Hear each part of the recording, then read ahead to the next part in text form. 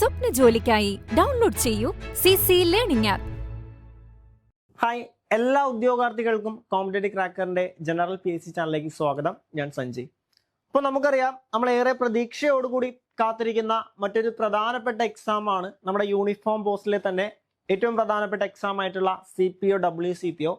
Already exam date announce ചെയ്തിരിക്കുകയാണ് PSC. June 20-ാം തീയതിയാണ് നമ്മുടെ എക്സാം നടക്കാനായിട്ട് പോകുന്നത്, അല്ലെ? CPOയുടെയും WCPOയുടെയും എക്സാം നടക്കാൻ പോകുന്നത് ജൂൺ 20-ആണ്.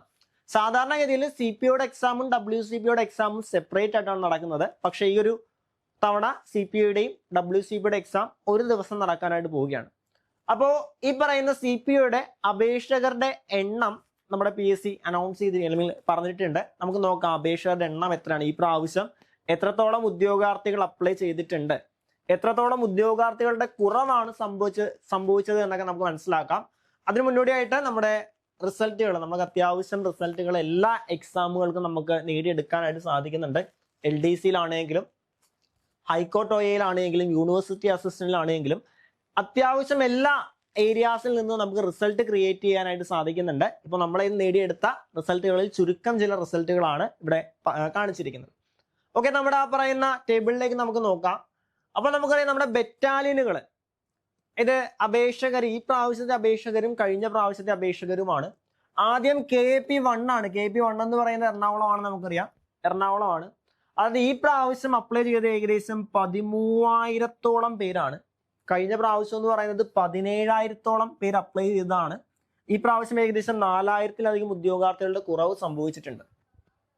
അതേപോലെ തന്നെ KP2 തൃശ്ശൂര്, അവിടെ 12,000 പേരാണ് ഈ പ്രാവശ്യം അപ്ലൈ ചെയ്തത്. കഴിഞ്ഞ പ്രാവശ്യം 17,000 പേര് അപ്ലൈ ചെയ്തതാണ്, അല്ലെ? ഈ പ്രാവശ്യം 12,000 പേരാണ് അപ്ലൈ ചെയ്തിരിക്കുന്നത്.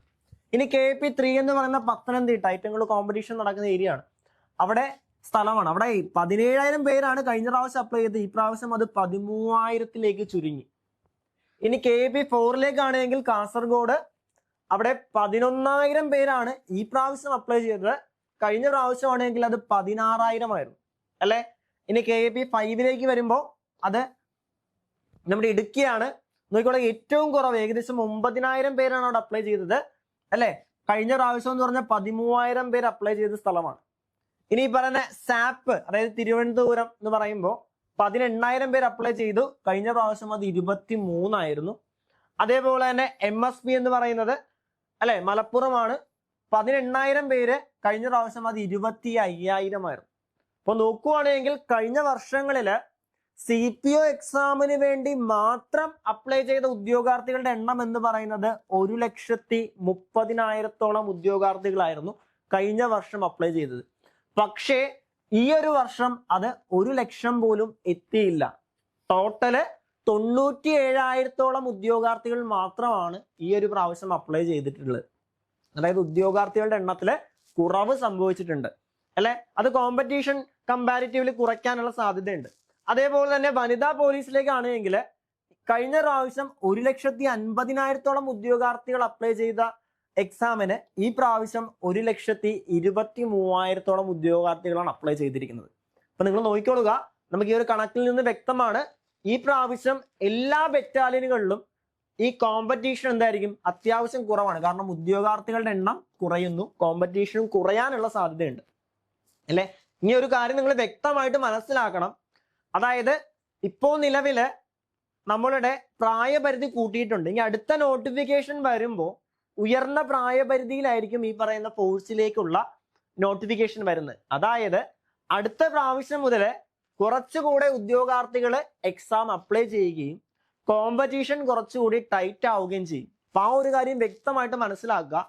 ഈ ഒരു പ്രാവശ്യം ഓൾറെഡി ആ പറയുന്ന അതിന് മുന്നോടിയാണ് നോട്ടിഫിക്കേഷൻ വന്നത്. അതുകൊണ്ട് തന്നെ ഏകദേശം 28 വയസ്സ് അല്ലെങ്കിൽ 29 വയസ്സ് വരെയുള്ള ഉദ്യോഗാർത്ഥികൾ മാത്രമാണ് അപ്ലൈ ചെയ്തത്.